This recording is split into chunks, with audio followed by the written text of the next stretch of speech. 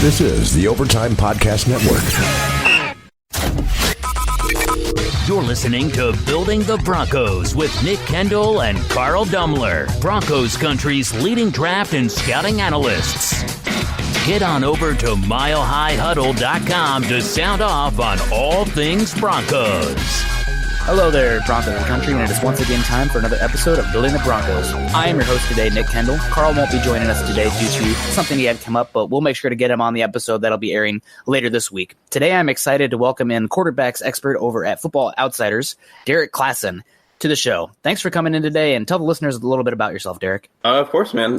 Thanks for having me on. So, you guys can find me QB Klass on Twitter. That's QB Klass with a K. I do the film room for Football Outsiders. That's what I do mostly. I do some stuff for Optimum Scouting as well, like scheme stuff like that. I'd written a lot more earlier in the year.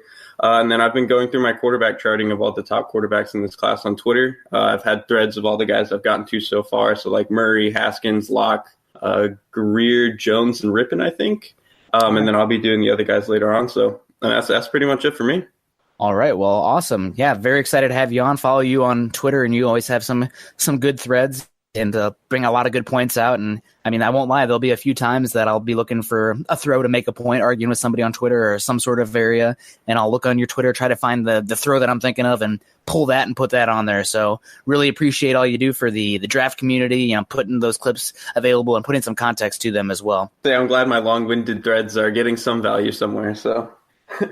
I mean, you're talking to the king of long-windedness. My editor reaches out to me after every single freaking piece I send him, and he's like, man, this would be great if you could get it underneath 1,000 words after I send him, 3.5 thousand word article. I'm a master's. I have a master's degree, so everything is, a 10-page article format, thesis. I got to make that outline beforehand. So I'm thorough. I'll give him that, but concise, never my strength. So that's okay. Make sure you find me on Twitter at Nick Kendell MHH. Also, you can follow the podcast Twitter account at HuddleUpPod, and make sure to subscribe to our show and leave us a 5-star rating as we value your input on our show. You can find the show on iTunes, Stitcher, and even that of YouTube. Also, make sure you head on over to Mile High Huddle, an affiliate of 24/7 and CBS Sports Digital, to find ours and our co-writers' articles and all things pertaining to your Denver Broncos. This podcast is powered by Overtime Media. And man, what a time to have a quarterback expert on the show. We've been talking a lot of quarterbacks last season, this season. I mean, it might be a trend that continues as long as John Elway is in town, because it seems like he's starting to get a little bit of a reputation as a quarterback collector. And originally when I got you on the show, I really just wanted to talk mostly the Broncos as far as it pertains to the draft prospects. You've highlighted some of those bigger guys in your threads, you've already seen them. But man, John Elway, moving on from one kind of low-end starter, probably more of a high-end backup, to personally, I think a little bit of an upgrade, but maybe that's some orange-colored sunglasses on, but another kind of low-end starter here in Joe Flacco, and I'm really excited to get your thoughts. Yeah, we recorded this podcast actually last week, the day before the Joe Flacco news, so I haven't even got to talk about it to the listeners, but I'm curious about your thoughts on the Joe Flacco move from just kind of an over-top perspective. Right, so the mention of orange-shaded sunglasses is kind of funny because I probably have the complete opposite, because I used to kind of be a Ravens fan, and there was literally a moment, I think Joe Flacco had thrown an interception 2 years after the Super Bowl versus the Patriots in a playoff game, and like that moment, I literally was like, I'm done with this franchise, I'm done with Joe Flacco. So I kind of have the complete opposite perspective here, but I don't really think Joe Flacco does anything for them, like in the immediate future. I personally don't really think he's that much of an upgrade, if any, to Case Keenum. I think he's probably a little bit safer in the quick game, whereas Keenum can kind of look to extend plays, look to kind of go deeper, and be a little bit more careless that way. So if the Broncos really want to move toward focusing on the quick game, Flacco might end up being better. But I think overall, I just don't really think he's that much of an upgrade, and especially, paying him more than I think Keenum, if I have that right, is going to be kind of a problem. And I think it already kind of sets a weird precedent with whatever quarterback you're going to bring in, because I know Flacco kind of ended up handling the Lamar Jackson thing fine, but I think he's clearly a guy who wants to go in and start. I mean, like most guys, but I think since he's done it for so long, it's going to be really hard to push him off of that again, especially after it just happened. So, I mean, we'll see. But like I said, I at this point, I don't really think it's that big of an upgrade, if any. Yeah, for sure. The big difference will be if the Broncos can move Keenum in a trade. There have been some talks that a team like Arizona might be interested, and that'll change the Broncos' dead cap hit from Keenum going from $10 million to $3 million if they are able to trade him, which, I mean, that's a solid player, a $7 million contract right there if they can do that. Maybe even the Broncos will do a Texans, Brock Osweiler kind of move where they're sending a 6th-round pick in Keenum for another team's 7th just to be able to give that cap flexibility. But, yeah, I hear you. I've actually been a pretty big proponent of moving on from Keenum to Flacco just because, man, I know that there's so much more to quarterbacking than the arm talent. That's probably one of the last things. That's window dressing. There's a threshold there, but that's probably one of the last things. But going on from Peyton Manning post Rams game 2014, which he never was really the same after that, to Trevor Siemian, to Case Keenum, it is at least a little bit exciting to get a guy that has some arm talent and can hit some throws that I haven't seen the Broncos make with some regularity for the past 3-4 seasons. And again, maybe those orange color sunglasses are on, but watching, just for a game that I definitely watched and took notes on and went and back watched a few times, the Broncos playing the Ravens this past season. I think it was week 3 or week 4. And Joe Flacco made 3 or 4 throws in that game that were better than pretty much anything I saw from Keenum all season as far as the velocity on the ball and getting it into some windows outside the hash marks, up the seam, which, gosh, Case Keenum probably threw like 5 picks on the seam passes this year just because he can't get enough velocity on those balls. But, yeah, no, you're definitely bringing me back down to earth, which, thank you for your time. We'll see you next week. No, I'm just kidding. But, yeah, no, it's all good. But, yeah, no, the big thing with Joe Flacco, his time in Baltimore is that he was actually, I think, an okay quarterback for them before he signed that big bloated contract. And I mean, the Ravens did get a Super Bowl out of it. So I think a lot of teams, a lot of fan bases would give up, getting that hardware, bringing in that Lombardi and then having some mediocrity after it. I mean, I'm talking myself into it because that's exactly what's happened with the Broncos post Peyton Manning. But yeah, just want to talk a little bit about Flacco, what he's had that post-Super Bowl year where they put more of the onus on him as a player and just really didn't live up to that, I guess, quarterback market-changing contract. That was such a weird situation because I think if you watch Flacco leading pretty much his entire career leading up to that Super Bowl run, obviously the playoff run in the Super Bowl was fantastic, but he was never really that good beforehand. I mean, he was fine. He was better than he was after the Super Bowl, but he very clearly wasn't a guy who deserved a big contract, I don't think. And then they kind of just stumbled into this Super Bowl off the back of a great defense and him kind of getting hot for a few games and Raheem Moore doing whatever it was that he did on that play. Oh man, we're gonna I had to. Oh. It's a Broncos podcast. You know I had to. Yikes. Okay, well, moving on. Raheem Moore, now a member of the Arizona Hotshots in the AAA. Right. And so he just never seemed like a guy who should be paid. But then they win the Super Bowl, and it's like, well, you're either stuck with this guy because he clearly just won you the Super Bowl, and you're going to end up paying a lot of money to a guy you probably know doesn't deserve it, or you end up not setting a precedent. You end up like breaking the mold where you win a Super Bowl with this guy, and then you're like, well, bye.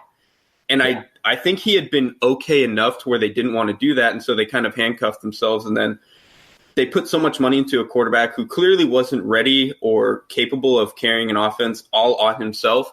Granted, not that many quarterbacks are, maybe only a handful, but Flacco very clearly wasn't one of those guys. And so when they put so much money into him and already had a history of being bad at drafting wide receivers, you put that together, and then the fact that they didn't really have enough money to put stuff around Flacco for the few years after that Super Bowl run, it just led to this scenario where they just didn't have talent around a quarterback who absolutely 100% needed a lot of talent around him. And, I mean, like we all saw, it very quickly fell apart, and his numbers over the past 3-4 years have been some of the worst in the league among all starting quarterbacks with, a decent amount of passing attempts.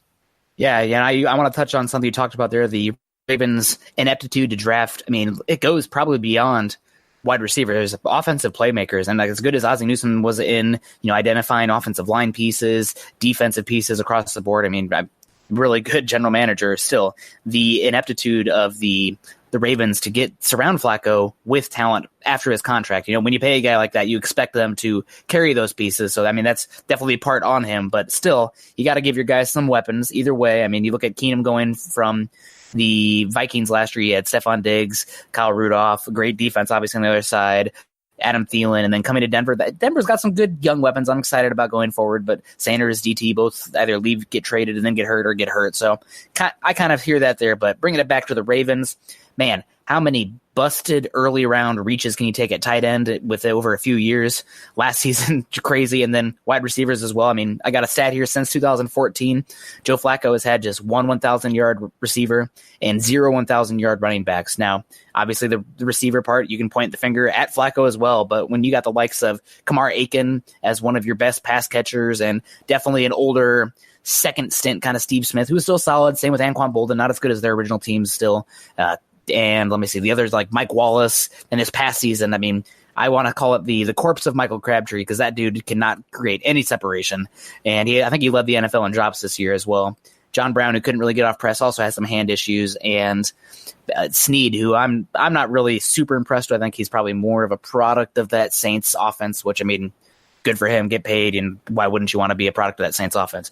But really just haven't surrounded Flacco with the type of playmakers that he needs to be successful. That said, they have done a pretty good job with that offensive line.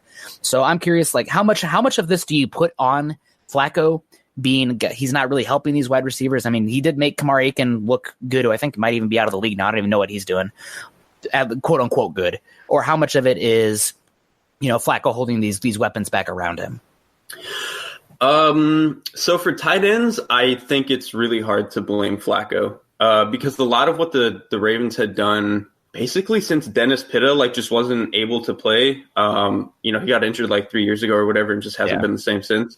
They've pretty much only drafted tight ends that are good blockers and are kind of okay in the short game. And that's all that they're capable of. Obviously Mark Andrews changed that this year, but other than that, that's all that they drafted at tight end. So you weren't ever really getting dynamic play out of that position. As for wide receivers, I think it's easy. They definitely didn't have a stellar wide receiver group ever with Flacco, right? I mean, like you said, they their best talents were probably end of career Steve Smith. And I'm personally big on John Brown, and that's probably the best Flacco's ever had. And I actually think Mike Wallace was kind of underrated when he was there. But at the same time, I think Flacco very consistently made it hard for his wide receivers to do anything, because whenever he had quick game guys, his accuracy was kind of shaky a lot of the time. I think he cleaned that up this year. But for years, it was really, really shaky. And then his deep ball never really was actually good. He just, that meme about him being a guy that kind of seeks for pass interference is extremely true. He kind of just chucks it up and would pray that Mike Wallace or somebody would kind of fall under it. I think the difference is probably this year. I think he was largely failed by his receivers. For the first time, really, in my opinion, that he was truly, it wasn't his fault the same way it had been. Because I think outside of John Brown, they just had nothing going. Crabtree, like you said, was awful. He couldn't separate really. He was getting bullied in ways that he hadn't been bullied before. And his hands were just awful. Willie Snead, kind of the same problem, just his hands were bad and he really didn't provide that much value. He was basically just an extremely bad version of John Brown. And then when your only really talented receiver is John Brown, who I think is good, but really only feels like that Ted Ginn role of being a field stretcher. When that's really all you have, it's very hard to construct an overall clean offense, especially when you're relying on a fourth round tight end to be your second best playmaker. So I think this was the first time in a while that it wasn't Flacco's fault, but even then he, clearly wasn't able to do anything to overcome it. So. Yeah, and I thought before his hip injury took him down, the DVOA says that the Ravens actually had a more efficient passing offense. Now, granted, that's weighted towards the opponent, but, at least as I recall. But yeah, talking about the tight ends, they went, Nick Boyle, Max Williams, and then Hurst this past year in the first round, which I'm still scratching my head on that one. And Rocky Gilmore too. Not in the first round, but he was there, yeah. Yeah, just crazy. So, yeah, no, they haven't had really great weapons around him. I do actually have a question. John Brown for you. He's a guy that probably will not be on the Broncos' radar because, if I'm not mistaken, he does have some sickle cell. He does have sickle cell anemia. I'm not sure if he's what's the word when you have two recessive traits. I'm a biologist. I should know this, for Christ's sake. But, I'm not sure if he's a full-blown sickle cell anemia or if he's a heterozygote. But was he a guy that struggled this past year as far as some drops? I know he's a great speed, great ball tracking, but I remember him at Arizona had some hand issues and especially had issues getting off the press. So I think he does kind of have hand issues, but this is something that Matt Harmon has talked about a lot. Matt Harmon used to work for NFL Network, and now I think he works for Yahoo. But he's like the wide receiver god. Yeah. And his thing is kind of like, if you have a trump card, like a calling card, where there's one thing that you're absolutely fantastic at as a receiver, you can kind of overlook some deficiencies elsewhere. And I think for Brown, that's obviously how well he separates downfield. Like, outside of maybe Deshaun Jackson and like Ted Ginn, I think John Brown is maybe the best vertical, like pure vertical threat receiver in the league. And so I think for him to be so good at that, and I think if he had had a better deep passer than Flacco, he could have even produced much more. And you saw how well he could produce in Arizona at certain points. So yeah. I think when he has such a clear strength like that, that's so valuable, like explosive passing plays are so valuable in the NFL, I think you can kind of overlook, in my opinion at least, I think you can kind of overlook the drops a little bit. So he's definitely a guy that I'm willing to give benefit of the doubt, just because, like I said, I think if you're so good at something, drops can more or less be overlooked because you're just providing so much value elsewhere. For sure. And he's a guy that, unfortunately, probably not in the cards for Denver. You know, it'd be nice to pair him with Flacco, even though Flacco had some inconsistencies in his deep ball. That sickle cell trade will probably keep you playing from at the high altitude, low oxygen levels. But bringing it back to Flacco, you know, everybody, the tall, big, slow, wide arm quarterback that can throw it down the field. I kind of want to get into some of the strengths and weaknesses of his game just overall and some common misconceptions, probably starting with the deep ball. You know, everybody coming from Keenum, who had pretty efficient deep ball ability in Minnesota. Now, how much of that was because he had some truly great contested ball receivers? I mean, Diggs and Thielen can get it. They're pretty darn good 1-2 punch. But what are some common misconceptions about Flacco's game and some of his overall strengths and weaknesses coming to Denver? Right. I think the biggest misconception with Flacco is that people think he is like this deep passer, gunslinger, like Ben Roethlisberger almost, and that's really not what he is. He's a guy who he wants the ball out as quick as possible. He doesn't really want to extend plays. And if he's throwing deep, it usually just wants to be off play action, and he's just kind of, that's really the only read that he's making. He just wants to throw purely that deep shot. So I think Flacco is typically actually better just throwing like quick slants, quick outs, drag routes, stuff like that, just kind of trying to get the ball into the receiver's hands and letting them deal with it. And I think for years he had actually struggled with that just because his accuracy, but I think his decision-making in that area has always been pretty good. And then this year, I think he, you know, whether you want to say it was because drafting Lamar Jackson kind of revitalized him or whatever, but I think he clearly looked much better in terms of accuracy in the quick game this year. And he had a number of games this season where when Baltimore was kind of allowed to only throw a quick game because their defense was being so good and they could kind of choke teams out of games, Flacco was actually pretty efficient. He had some pretty good games. Nothing crazy, but I mean, he did his job in the quick game. And so I think that's definitely the biggest misconception with him. I think his overall strengths are, like I said, he's pretty good in the quick game. And then, like you've mentioned too, is that he's probably going to make some better tight window throws on occasion than Keenum did. Keenum would have moments where, you know, he makes the right read and he knows he does too, but he just doesn't have the juice to get the ball there. Whereas Flacco, it's going to be the opposite. He might have some moments where it's not really the right read, but he's able to make the throw anyway. And so I think that's going to be a big stylistic difference for the Denver Broncos. In terms of weaknesses, I don't think he sees the field all that well past about 10 yards. I think he's pretty good at evaluating pre-snap, but if he has to hold on to the ball, he's probably going to end up making mistakes. Don't think his deep ball is very good. And his accuracy, not necessarily play to play can be bad, but like game to game can be really bad sometimes. Like he can have some games that are just super off if you make him uncomfortable. So definitely a different skill set from Keenum, but like I kind of mentioned at the beginning, I don't think he's that much better. For sure. And something that, making me a little bit nervous here, which is totally fine. That's why we're getting a different perspective, is that something that Scangarello has really emphasized is taking those shots when need be. There was times reportedly that in practice, Case Keenum, in practice even, he was just kind of dialing it back and playing it safe, and the coaches were on him to be more aggressive, to take the top off the defense, to open up the run game, because, Joe Flacco, Case Keenum, both of those guys not a difference maker enough at the quarterback position that Broncos cannot rely on the pass game. They're going to be more run heavy. So that's something that definitely concerns me a little bit. But bringing it back to Flacco, what he's done well, his best season over the past few years, 2014 underneath Gary Kubiak and that West Coast offense. And lo and behold, the Broncos got another West Coast offense guy in here, a descendant kind of off the same tree here, the Mike Shanahan tree, Kyle Shanahan tree, and we got Rich Scangarello in here now. And he's a little bit different, instead of that 21 and 12 personnel where you're going to see an extra tight end or an extra fullback. It's more of that 11 personnel stuff. But I'm curious about how you see Flacco transitioning, going back to this West Coast offense that honestly, in 2014 was one of his best seasons recently, unless you're excluding this past season where he kind of had that fireland underneath his butt because of Lamar Jackson. Right. I actually think that's the perfect offense for him. I mean, I guess it's kind of the perfect offense for a lot of quarterbacks because when it's run well, it's just so easy.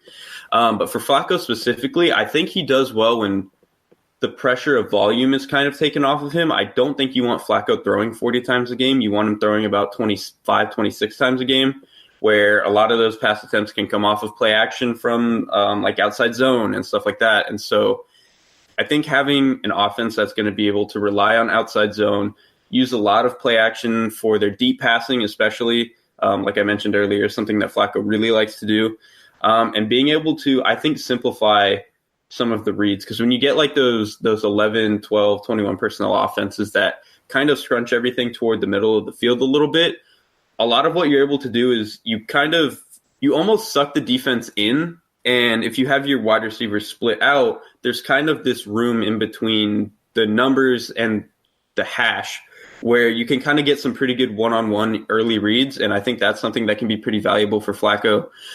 So just stuff like that, I think it's actually a pretty good offense for Flacco to be inserted in. Whether or not he still has enough juice to replicate that 2014 season is to be seen. But if there were any way to do it, it's definitely, the way Scangarello kind of wants to. Yeah, absolutely. We're all really excited about having him in Denver and have that variation. And, it might have been better in hindsight to just get Kyle Shanahan to begin with, but there's some talks that maybe Elway and Kyle Shanahan had some power differences. And I mean, let's not mince words. Elway's a guy who likes to be in control of pretty much the entire operation. So what can you do there? Although Fangio's a guy that I think he can tell Elway to kind of, shove off, if you will. I'll keep it G. But so you're talking about Flacco here, and we're looking at the Broncos. Flacco's probably more of a stopgap, a Band-Aid, a guy who's going to keep the seat warm until another guy takes the seat, or for the Broncos quarterback position, whether it be in this draft or 2020, which we're going to talk about here a little bit.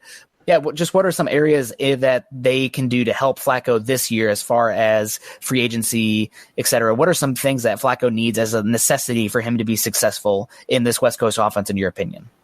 Oh, right. So I think the key is offensive line. Like these schemes that like the Shanahan system are, because they're so dependent on outside zone and play action off of outside zone working, you have to have an offensive line. Like if you go back and look at that 2014 season with the Ravens, you had, I think their interior was Marshall Yanda, Jeremy Zuttah, and Kelechi Osemele. Like that is a disgusting interior. Hey man, that's the Hawkeye State speaking out to you. You got Iowa State and Iowa there. So. And Zuttah isn't like a huge name the way that Osemele and Yanda are, but like in that particular season, Jeremy Zuttah was so good in space and so good at being able to move guys at the second level that it really opened up how effective running back Justin Forsett was able to be, and therefore how effective their play action was allowed to be. And so I think shoring up the offensive line as much as possible should be like priority number one, because I think with those systems you've seen Shanahan and McVay have both kind of gotten away with not really having like a true number one receiver. They've kind of gotten away with having guys that would normally be like decent number two or number three options in other offenses, but you kind of combine them all together, scheme them open correctly, and it works just the same. And so I think super harping on wide receiver talent isn't something they need to do. And they're going to get a lot of tight ends back off of injury this year, which is nice. And so, in my opinion, it's definitely focusing on this offensive line, making sure your running game and play action is able to work the way it's supposed to, I think is really the key to unlocking systems like this. How important is it for the Broncos and Flacco to get a potential deep ball wide receiver that might be able to help, get rid of some of the some of the space, or create space, I guess, in that front seven of the defense, because last season, if I'm not mistaken, I believe that Royce Freeman and Phillip Lindsay together, or just the Denver Broncos in general, faced the most stacked boxes of any team in the NFL. Yeah, I'm very interested to see if they grab somebody like so if you look at Shanahan's offenses over the past however many years, when he was in Washington, he had Aldrick Robinson. When he was in Cleveland, he had Taylor Gabriel. And in Atlanta, he had Taylor Gabriel. And now he has Marquise Goodwin in San Francisco. And basically all of those guys are basically track stars playing slot receiver, and all they do is just stretch the field from the seam. Like, that's their job. And so I'm really interested to see if the Broncos go after a guy like that to replicate that Shanahan-style offense, like that particular aspect of it, because I think that particular aspect of Shanahan's offense does so much for the way that they're able to space the intermediate area of the field with like crossers, digs, and stuff like that. So I think that's the way they should approach the deep game. I don't think you need like a true, Z wide receiver or whatever who's like, an outside guy who can stretch the field on the boundary. I don't think you necessarily need that for this particular system to work. I think you want somebody who's more of a super fast guy from the slot that really forces like center fielding safeties to respect them, not necessarily to have like, be scared not to necessarily have like an outside cornerback be scared of them, but you really want to manipulate that deep safety. And so if they can get a guy that can do that, I think that's probably the best way to unlock the deep passing game. Penny Hart, come on down.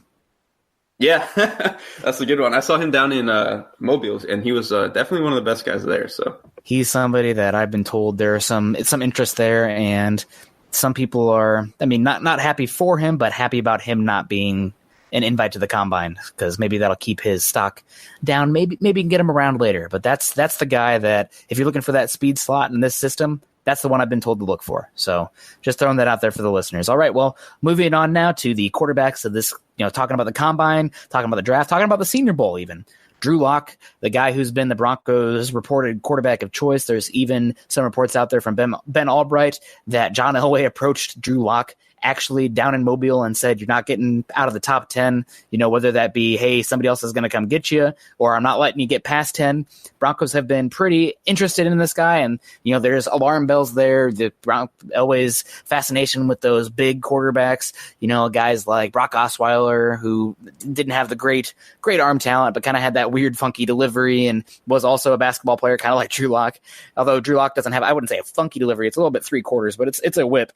And then you got a guy like, Paxton Lynch, obviously, big elongated delivery, dumber than rocks, and a guy that apparently thought he had a sabbatical year when he told that he pretty much had that first year to get off. And, well, here he is today. Now he's one of those spring additions or offseason additions to the Seahawks, hoping to make the 53 there. So Drew Lock, a guy the Broncos are reportedly very interested in. Maybe this Flacco addition will change things, but I think if Drew Lock is there at 10, I don't see him getting him past the Broncos. And I know you're a guy who has been up and down on Drew Lock. You see some of the flashes, but he's like one of those guys, I wouldn't say to the extent of Josh Allen last year, but if you put together Drew Lock's 25 best pass plays, you're like, wow, this guy is something. He's got some real ability, good arm, got some mobility, et cetera, can push the ball vertically. Granted, Missouri pushed the ball vertically a lot. Maybe not as much this year, though. Emmanuel Hall doesn't hurt. But I'm curious about your thoughts on him, his strengths and weaknesses, and just your overall feel of his game. Locke is definitely weird because I don't love him as much as apparently the Broncos seem to, if they're willing to take him around 10. I don't really love him as a first-round quarterback. I think he's a little too inconsistent for that. But I think I like him more than the people who think like, oh, he's just a garbage air raid, blah, blah, blah, blah. I think in my opinion, he's the third best quarterback after Haskins and Murray. I actually think he's kind of decent and has a deceptively high floor. Obviously, his numbers at Missouri were fine, but I think the way he can clearly fit any throw on the field. I think his accuracy past about 10 yards is pretty good, especially like in the intermediate area of the field. He's able to really hit like those deep comebacks and some crossers, like deep crossers and digs and square ends and stuff like that. And then obviously the way he's able to stretch the field vertically is pretty impressive. But he's one of those guys that forces you to cover every area on the field. So I think that's pretty valuable. He's a decent enough mobile threat where I mean, he's not Tyrod Taylor or anything, but he's a good enough mobile guy where you're going to have to respect the scramble threat. And he's very willing to throw outside of the pocket, which I think is good for him. I think the way that he read the field was inconsistent, but I think part of that too is that the offenses at Missouri so consistently changed, especially from his junior year to senior year, going from like the Heupel system to I think it was Derrik Dooley. Yes, sir. Was his it was just such a drastically different system for him to kind of accommodate to that. I think he actually showed very good growth from junior to senior year, which is especially impressive, given that he was, working in entirely different offenses. So I actually think he has, like, what I've always said about him is that basically his floor is like what Cutler was in Miami, where he's not very accurate in the quick game, but you see flashes of really impressive arm talent, kind of guy who's going to make reckless throws from time to time. But overall, you can do much worse. But I think his ceiling is probably somewhere around what Matt Stafford is right now. So I think he's fine. He's definitely not a special guy to me. But if the Broncos think they have a plan in place for this guy, I think it's not the worst thing that they could do. Yeah, they could take Daniel Jones, which would be much worse. So, oh my gosh, thank you for that. I do not get it, man. I don't even have him. I have this big 3 quarterbacks. I don't even have him listed as a subtitle. I don't even want to get into that because I watch him. I'm glad your thread really gave me life on that one because it's like, wow, I do not get it. Brett Ripien was a better tape than this guy has. So thank you. Honestly, that thread depending on if you were coming on or not. I might have been sick this day if you thought Daniel Jones was quarterback one. No, I'm just kidding. But yeah, no, absolutely. That's a pretty good comparison. I've heard something like Derek Carr as well as another guy. I think Dane Brugler's thrown out there. And that's pretty interesting. I do like that he did show, you're talking about his improvement from junior to senior year. I watched all his games this year. I can't get my hands on that dang Arkansas tape. That's what I'm looking for still. But I've watched all his games this year in chronological order, and I felt like over the season as well, you could see him progress in the offense. He's doing a little bit better job of using his eyes to manipulate the safety, something I did not see him do his junior year, especially that middle of the field safety.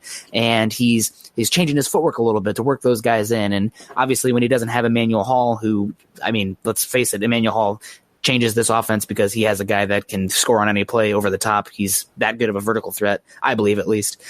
But when he had Emmanuel Hall at the end of the season, those last 5-6 games, he looked like a pretty darn quarterback, in my opinion. Do you put any stock on his improvement over the year, or do you watch the games in chronological order and kind of take that away as, especially with a guy learning third offense in 4 years at Missouri? Yeah, I think showing the development is important, but I think to a degree, I think it also should be expected. Yeah. Like, you should be much better in your final game than your first. I guess unless, you played a cupcake game your first game and then you played Alabama your last or something like that. So I guess that might be the only difference. But I think basically what you're looking for in that type of development is that you're looking for the guy not to regress, and you're looking for the sign of like, okay, at least show me some sort of growth.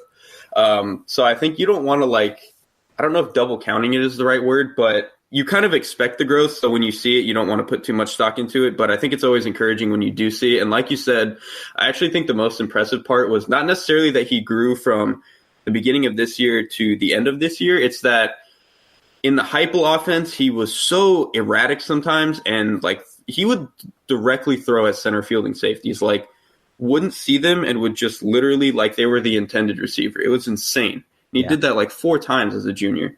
But then this year you could, like you said, he was very good at manipulating safeties with his eyes. He kind of knew when he needed to come back to the backside. Just stuff like that I think was really impressive for him to grow that much from junior to senior year.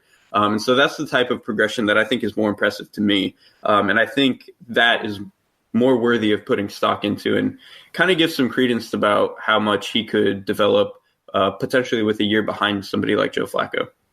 And bringing it back to Flacco again, I'm curious about your thoughts on Locke sitting a year behind Flacco, things that he can work on, things that you believe he can improve, and his fit in this offense, somewhat similar to Flacco. Obviously, I think he's got a better arm talent at this point, and a guy who can push a little bit more, better athlete as well, but something that, benefits of sitting a year behind Flacco and then taking over 2020 with, 4 years still left on that rookie contract. I think the biggest value that Locke is going to get out of sitting is I think actually for the first time, assuming Scangarello doesn't get fired for whatever reason, this is going to be the first time in a while that Locke has had like consistency working in the same system. And so I think him getting that is going to be extremely valuable. So, he'll get a year to kind of sit. Maybe he'll play a couple games at the end of the year or whatever. And then he'll get to just full-time start second year, which I think is going to be great for a guy like him who's kind of already inconsistent. But I think it's also going to give him a lot of time to work on his quick game and work on his quick game mechanics. Because I think Drew Lock's biggest issue is that in that like line of scrimmage to 8 yards or so area, he's just like wildly inconsistent. He will just throw some passes in the dirt. He'll throw some quick outs like 5 yards outside of the wide receiver.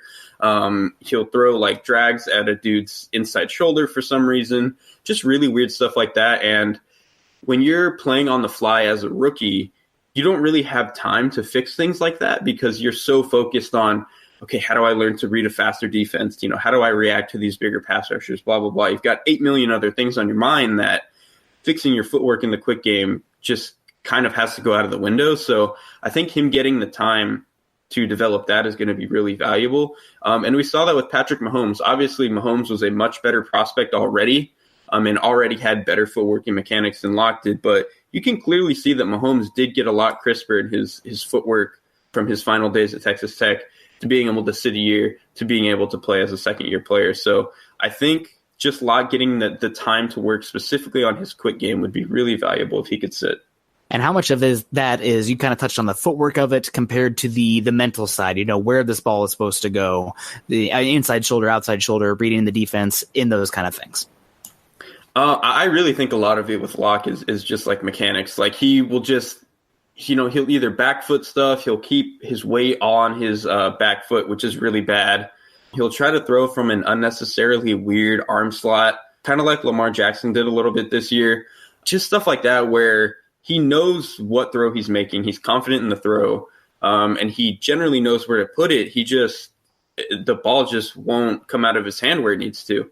And so, like I said, I think a lot of it for him is just mechanics and making sure that, his feet are in the right spot when he hits the top of his drop and that he's stepping into these throws and all that sort of thing. So I think if he can just iron that out and let that become second nature, he'll be a lot better. Because if he can get better at the quick game, his deep game stuff is going to be more valuable because there's actually something to fall back on.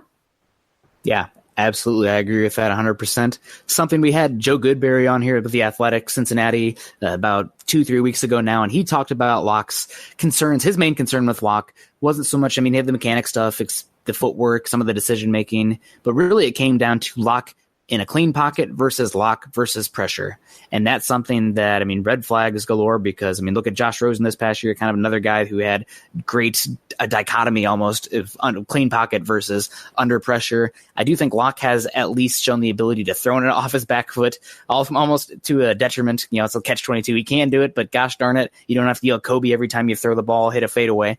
And also a guy that, he can get out of the pocket. He's still a pocket passer, but he can move around a little bit, throw off an awkward platform, different arm slot, etc., under pressure. But sometimes that's, it's honestly more, I think, the decision making when I watch it under pressure. He kind of loses his damn mind, to put it lightly, when he senses pressure, even though sometimes it's not there. Is that something that concerns you greatly with Locke that we haven't touched on so much? No, I agree, actually. I think it doesn't really seem like he's scared of pressure or really worried about throwing if he's getting hit. Like, he seems willing enough to do those sort of things. But like you said, he just if he senses pressure, he just will turn his brain off. Yeah. It seems like what he does is he just rushes his process. But since his process is already kind of inconsistent and already pretty aggressive as is, when he rushes it, it just leads to some wild throws where he's just gunning into double coverage, even though he knows he shouldn't. But because the pressure comes and he rushes his process and doesn't really think about things, he just throws it anyway instead of, maybe just eating the sack or trying to throw the ball away or do something like that. And so I actually think that's why maybe getting moving pockets for him would be pretty valuable because the way that you receive pressure is so different in those cases that I think would be valuable for him, especially if you're already running a system that is working so much off of outside zone. So I think there are ways specifically for this offense to mitigate it, but definitely the way he handles pressure inside the pocket is a little bit worrisome. And is that something you think that can be improved upon a year sitting, kind of working on that footwork, the processing speed, calming him down, slowing it down a little bit for him? Or is that something that you don't tend to see improved over time? I think generally if you're already bad at it, you're not going to get good at it, Yeah. I think he might get okay enough at it. Like Andy Dalton, for example, and even Matt Ryan, like early in their careers, I think they had horrible moments under pressure, but Andy Dalton kind of got better at it to where it's not quite as bad. And then Matt Ryan, I actually think, is one of the rare cases where you do just get good at it. I think Matt Ryan's very good under pressure now. But I think with Locke specifically, where there might be a glimmer of hope is that, like we've mentioned before, he's not had that much consistency in terms of what offense he's running. So I think that kind of lends to when your process is rushed that you don't exactly know what the answer is. And I think if he actually has time in a system and time in maybe a better environment in Denver, hopefully those answers will become a little bit more clear to him and a little bit more second nature to where he doesn't feel like he has to rush these type of throws. And so that's kind of your glimmer of hope if you want to go for that angle. But generally, I don't think if you're already not that good against pressure that you're ever going to be good at it. The hope is kind of just that it doesn't end up so bad that it kills his overall skill set. For sure. And, positive looking forward. Broncos brought in Mike Munchak, who's one of the best offensive line coaches in the NFL.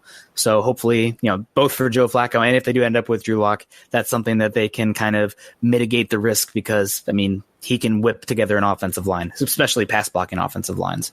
Absolutely. And like we mentioned earlier, like I said, the offensive line is so important to unlocking this system, and especially for a guy that is already not very good at handling, especially interior pressure. So if Munchak can kind of get everybody, get the ducks in a row and hopefully they bring in a little bit more talent, hopefully that could, like I said, unlock this system and give Locke just enough comfort in the pocket to unlock his own skill set. Absolutely. Well, moving on now, we got a couple other quarterbacks that we want to talk to here. Then we'll kind of touch base on some other guys. But Dwayne Haskins, I'm curious, is he your quarterback one? Yeah, he's my quarterback one. I don't think he's like drastically better than Kyler Murray, but I think just in terms of safety and like who I would like comfortably draft, I think it's Haskins is QB1 for me. Yeah. Where would he rank compared to last year's class? Curveball. Didn't put that in the outline. Yeah, at best, probably like fourth. But that's also not necessarily because I don't like Haskins. I think he's plenty good and will have a pretty decent career. It's just that I was really high on Lamar Jackson and Baker Mayfield.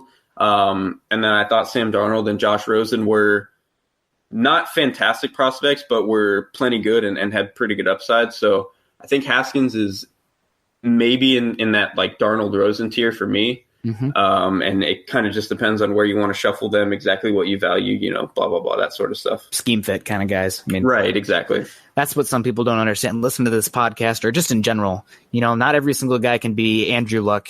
I don't want to crown him yet, but maybe Trevor Lawrence, scheme transcendent talents. Even at the first round quarterbacks, you got to fit guys. You got to marry the scheme, the coach to the quarterback, and that's important. And speaking about that, Dwayne Haskins, what kind of scheme are you marrying him to if he's going to be successful in the NFL? I think you want an offense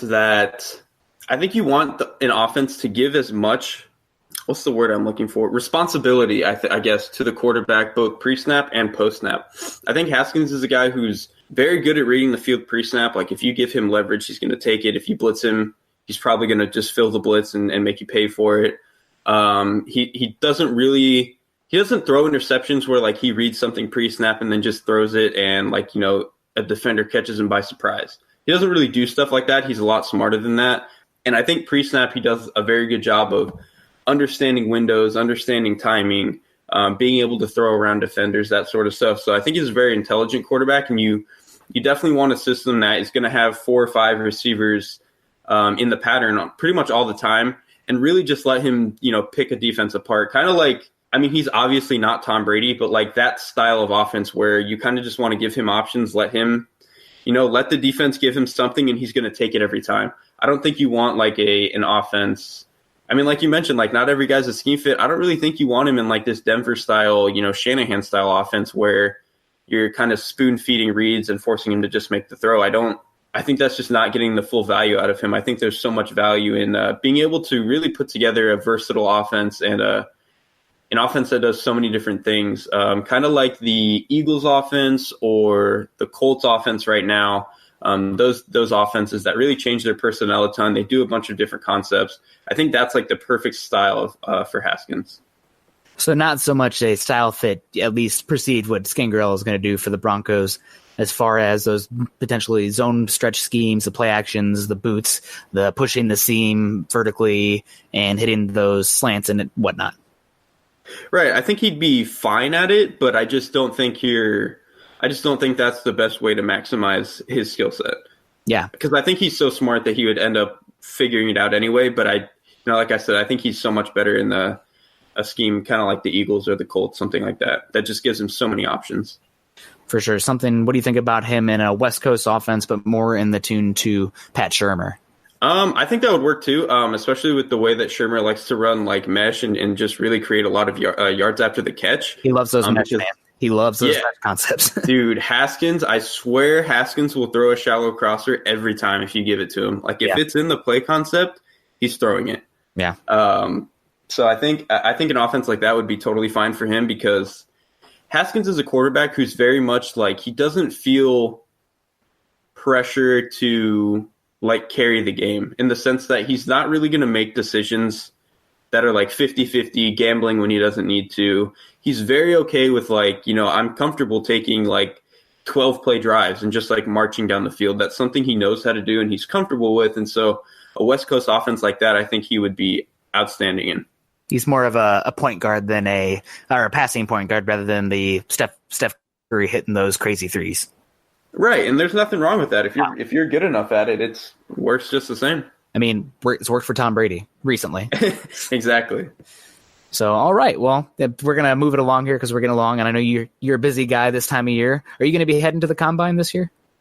Yes, I am. Awesome. I'll be there for, I think, every day except for like the first one. But there's no media availability the first day, so don't really need to be there. For sure. All right. Well, the talk of the town, the guy everybody is super excited about. You might as well put his weigh-in on pay-per-view because people are going to be tuning in. Kyler Murray, a guy that he's your quarterback too. You think there's a tier difference between Haskins and Murray between Locke. And I don't think either Haskins or Murray are as high for the Broncos as Drew Lock is. I think it mainly comes down to the scheme fit, honestly. But Murray is a guy who, man, talk about intriguing, and I think maybe getting Flacco might have tipped their hand as far as if you're talking about a guy that might be the exact opposite of Joe Flacco is Kyler Murray. I mean, it's opposite ends of the quarterback spectrum, not only in appearance, but some of the stuff. I mean, they both they got some arm talent, that's for sure. They can push it. Maybe not so much Flacco. You got to have me going back to the tape now. I'm going to be confused about that. But Kyler Murray, what makes him so special and what made him, a guy that some people have going in the top 10 of this upcoming draft? So with Murray, I think it's just his physical skill set. I mean, outside of, measurables or whatever, but as a runner, he's fantastic. He's probably the best athlete at quarterback I've seen outside of Lamar Jackson. And I've been doing this since 2013. So take into account the size and the bulk and the power of a runner as well. Or are you just talking pure speed? Because Cam Newton, I know he's not like the fastest, but like his size and his athleticism at that size and power and be able to run QB power at the goal line and whatnot. I mean, maybe that's a detriment now in the NFL considering he's injured, but I'm just curious if you do weigh in that size and that bulk and that power factor as well when you're talking about the athleticism. Yeah, I think Cam to me is the most valuable runner ever, not just quarterbacks, like literally any runner ever, just because what he can do in short yardage and stuff like that and in the red zone. But yeah, I guess I do account for power a little bit, but I think there's just so few guys that are like Cam Newton. Like most quarterbacks just aren't like that. So it mostly comes down to a speed thing. Yeah. And I think with Murray particularly, like I said, he's so fast, he's so explosive. But the thing is also he protects his body very well. He knows that he's small, which I think is when it comes to running is very valuable. He knows how to protect himself and get out of bounds, slide, yada yada. But Murray's arm talent, I also think, is at least amongst these top serious quarterback prospects. I think it's the best by far because it's basically like if Locke's arm talent was consistent. It's basically the best way to put it. Like Murray, like Locke will give you a couple of those throws a game. Murray can do it pretty much anytime he wants. He can do it on the move. He can do it from the pocket. He can do it 10 yards down the field. He can do it 40 yards down the field. It doesn't really matter. There's not really a throw Murray can't fit because he just has such great velocity. His touch is usually pretty impressive.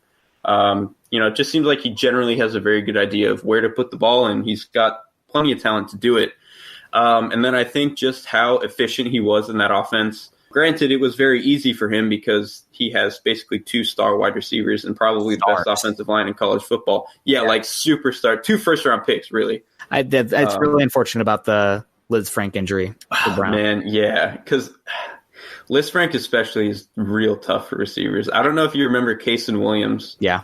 Out of Washington. That dude was going to be a star, and then he had a Liz Frank. So I had said Bronco. Hopefully Hollywood can recover better. But that's the Liz Frank. I know it's a little different for wide receiver, but offensive line, Ryan Clady was one of the best pass blocking offensive tackles in the NFL, and he was only like 28, 29 years old, and he suffered that injury. And after that, it was done. Gone. He's on the IR, came back injured again the next season, went to the Jets, I believe. He's out of the league now. So yeah, that's the ACL injuries stink. Then Achilles are probably a little bit worse than that, but that Liz Frank, my heart sunk because that was a guy that if he fell to round 2, I was all about it. I think he even would have gone late round 1. Like you said, the Broncos probably wouldn't trade back up for him or whatever, but he was a star for sure. Yeah, that's really unfortunate. And CeeDee Lamb might be just as good, if not better. Different kind of player, but man, really talented. We're getting off track now. I'm sorry. I just get excited about talent. I'm really excited about that 2020 wide receiver class and this year's class as well. But yeah, you make some good points about Kyler Murray's strengths, weaknesses. There are a couple of factors that I do want to question you about as far as his game. Some stuff that I've heard others who have watched the All-22, unfortunately I haven't gotten any Oklahoma All-22, but some have said that his offensive lines have faced wider sets just because they can kind of get away with that in the Big 12, and that's something you won't see as much in the NFL. You'll see teams, A-gap blitz, and that's just something that just won't translate as much to the NFL with those wider splits from the offensive line, giving Murray a little bit of protection. And also, bringing it back to a Denver perspective, it really sounds like the Broncos are going to emphasize an under center offense, with Joe Flacco playing under center and getting those bootlegs, the zone stretches, whatnot. Pretty much mostly an under center kind of concept when you run those kind of things. But as far as Kyler Murray, a guy that there are some questions about his ability to play under center. I know he played underneath a big offensive line at Oklahoma, but how many snaps did he actually take under center compared to a shotgun snap? And how will that affect his quick game? How could Kyler Murray feasibly run a 3-step quick pass game from under center, being able to survey the field with his, let's say he is 5'8", 5'9". How would that impact him? Or is that something where you're going to see defensive linemen just toss their hands up and he's not reading it just because he can't see over the line as well while he's under center? Right. So I don't think it's necessarily that these air raid guys can't play under center, and especially with Murray, being so short that he can't see. I don't think it's a problem of vision. I think it's just a problem of if you're making a 3-step drop, there's really no throw you're making where the ball, when it comes out, is going to be outside of the tackle box. Yeah. You're almost certainly throwing right into a defensive lineman's arm. Whether or not, and most taller quarterbacks are able to get their arm action over that, and it doesn't end up mattering. Murray, the problem with him is that he already has not necessarily a low release, but you see guys like Drew Brees and Russell Wilson have really high releases for how short they are. Yeah. And even Baker Mayfield sometimes too. Kyler Murray doesn't necessarily have that. And so one, that's a problem for him. 2, he's not very creative at finding lanes from the pocket to throw through. And so I think that's a problem for him. And so like you said, it's going to really affect how much of a 3-step quick game you can operate from under center. Granted, I do think playing with that outside zone is going to help a lot because you're artificially moving the offensive and defensive line away from where you want to throw the ball anyway, typically, because a lot of, what you'll do is you'll have, where the entire line and the running back will motion, they'll move as if they're running outside zone. The quarterback will only take 1 step in that direction and then turn back and throw the other way. And obviously the defensive line is moved out of the way for them. So I think doing a lot of that could help Murray a lot, but I do think that standing from the pocket on like shorter drops is going to be hard for Murray. I think you're going to have to do a lot of 7-step drops, angling your drops. That's something that Deshaun Watson has to do in Houston a lot. Yeah. Or just doing a lot of rollouts and stuff like that. I think that's a necessity for a Kyler Murray offense. Are there any other things that you'd cater an offense to him? Maybe bring in, I know that Andy Reid runs West Coast offense as well, but he's pretty much run a shotgun, not exclusively, but a pretty heavy shotgun offense this year with a lot of window dressing as well. Is that something, kind of replicating what Mahomes has done with Kansas City? Is that how you foresee Murray being the most successful immediately in the NFL? I think you could definitely run that style of offense. I also think Mahomes is much smarter, though. And so I think, though, when you're doing a lot of that window dressing, you're kind of intending for one specific thing to be open. So I don't think that's necessarily the problem. It's that when because you can't necessarily do like super creative stuff every play. And so when you're just asking a guy to go drop back and read, a concept over, 15 yards over the middle of the field, I think like Mahomes, for example, is excellent at that. Like he can read Y cross super well and throw on time, digs and all that. I think Murray, when he was throwing over the middle of the field, a lot of those concepts that are going to be really important in the NFL, I think his timing was off a lot. Like when you watch Murray, his best throws are like he's either throwing off of an RPO, he's throwing a deep ball that he's been sitting in the pocket waiting for like 10 seconds. Yeah, 10, 12 seconds. Right. Or he's throwing like a 12-yard comeback on the sideline. Like that was something that they like to do a lot too. And so I think that stuff he was really good at. But over the middle of the field, like especially in the 10 to 20-yard range, you just didn't see enough from Murray, in my opinion. And when he was throwing there, he was often just out of sync. His timing was off. His footwork would get weird because he was rushing his process because he would recognize too late that the throw was open and would kind of rush his footwork. So I think that's going to be the biggest obstacle for him, actually. Interesting. Well, obviously some really good stuff there. Do you have any concerns about his father, outside the scope of film? Some have compared him to LeVar Ball. I don't think he is that level. He's not going out there and running into an interview with Skip Bayless with Kyler Murray behind him. But are there any concerns about the father being potentially a helicopter parent? I mean, I think once he gets drafted, it's just not going to matter. Okay. Just because I think the NFL is such a... I think it's different in the NBA a little bit because it's more of a players' league, and so the player and his group of people can have so much more power. In the NFL, once you're drafted, they run the show. They do what they want, so they don't really care. So I think once he gets drafted, it doesn't matter. All right. Well, you're talking about a lot of conceptual stuff with the Broncos, which is, this West Coast offense, this 11 personnel West Coast offense underneath the Kyle Shanahan tree, we'll call it.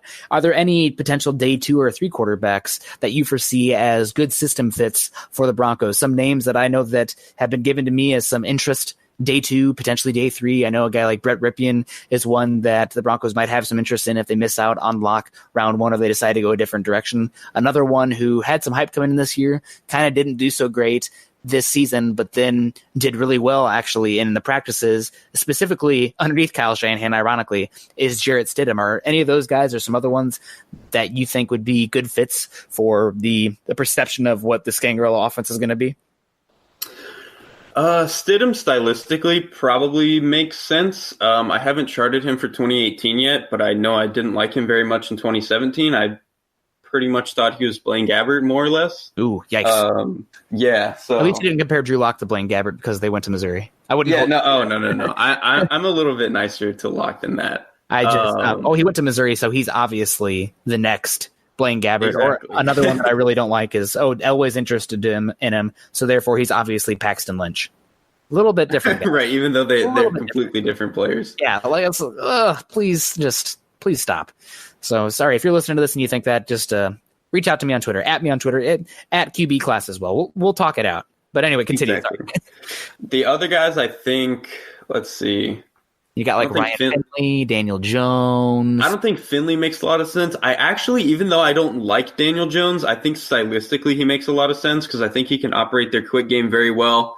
I think the way that these Shanahan systems kind of simplify the deep passing game and just make you throw like you're not really reading like a 4 verticals or anything like that. It's pretty much just like you're throwing off of play action and this is the throw you're making. You're throwing Like they run like that Yankee concept a lot where you're throwing a deep crosser or you're throwing the post, and that's it. And I think that'll help Jones a lot because I think his arm talent is okay.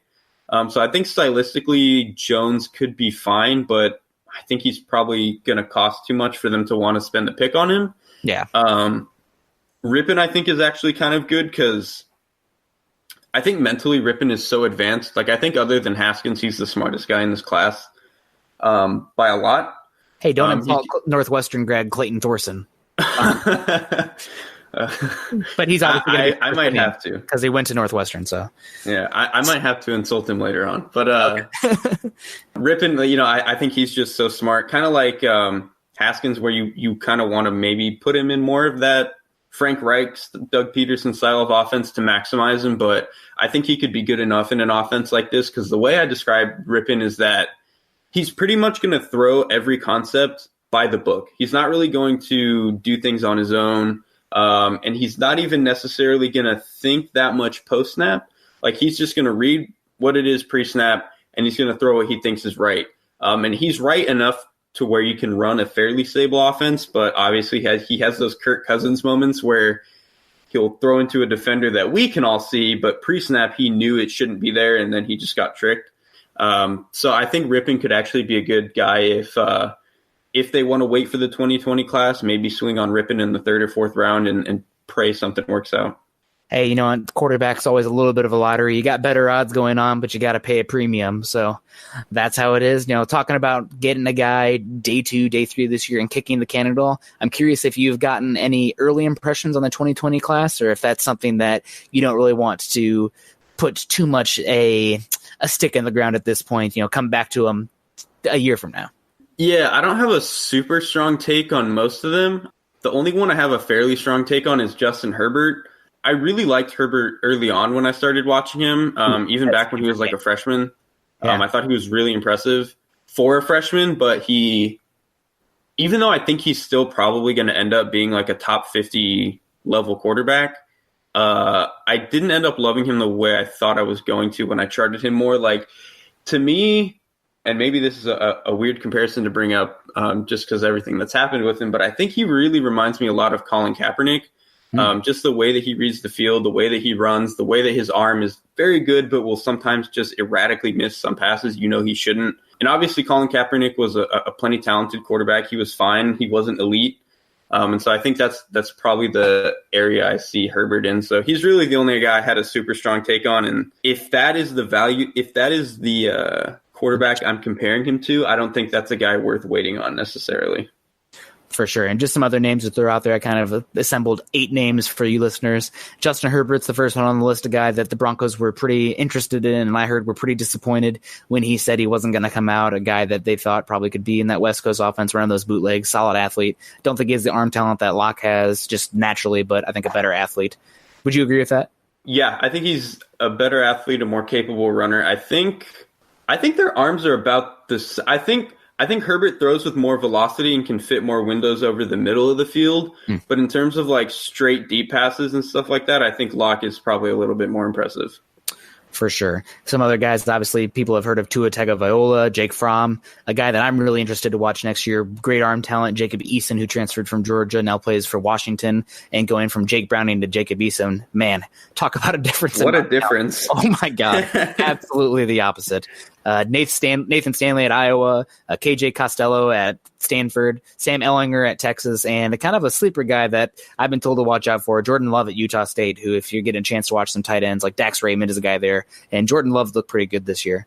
But yeah, I guess last thing out here of something I forgot about earlier, what are your thoughts about Drew Lock's, release, arm motion? There's been some talk that, he kind of is a guy that the 3/4 motion might get some batted balls, some Phillip Rivers talk. I don't think it's that pronounced personally, but I really do enjoy how just quick it is. I mean, there's not much elongated motion, and he can get it out there. And when that ball comes out, it comes out pretty darn like it snaps. He's one of those guys that the ball just snaps.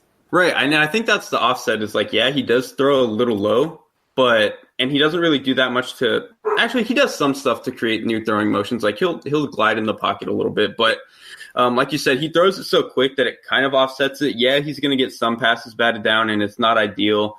He's not perfect at it, but I definitely don't think it's something that like kills his skill set. Like it's more something that you just want him to fix, but if he doesn't, it probably doesn't really hurt his overall effectiveness that much. For sure. Well, bad job me hosting. I had that note on that and then just like, oh man, we probably should have talked about that. Well, I got you on here. But thanks for coming on today, Derrik. I know you're a busy guy this time of year. Is there anything that you got coming out pretty soon on Football Outsiders or Inside the Pylon that you want to promote? Yeah, so tomorrow I'll have we call it our futures for our draft prospects. I'll have an article on Greedy Williams, the cornerback out of LSU. I think he's fantastic, so it's definitely going to be a glowing article about him. But on the immediate horizon, that's about it for me. Well, dang, everybody check out that. That's the guy that I think Mel Kiper just had linked to the Denver Broncos. I have heard from some people there are some questions about his work ethic and attitude, but I mean, you could have said the same thing about Aqib Talib coming out, and that obviously turned out okay. So cornerbacks, kind of the antithesis of that wide receiver. You got to have a little bit of diva and attitude on both sides. But that's going to wrap up today's episode of Building the Broncos, powered by Overtime Media. You can find me on Twitter at Nick Kendell MHH, and also make sure you follow Derrik on Twitter as well at QB Klass. That's Klass. And make sure also you check out on his work at Football Outsiders and Inside the Pylon. Also, make sure you head on over to Mile High Huddle, an affiliate of 24/7 Sports and CBS Sports Digital, to find more content covering the Denver Broncos. Head on over to iTunes and leave us a 5-star rating and a comment. Your support can help us continue to bring you our Denver Bronco deep dives. You can follow the Building the Broncos podcast and all our other great audio content by subscribing to the Huddle Up podcast, wherever you listen to podcasts. You can follow us on Twitter at Mile High Huddle and at BTB Football Pod.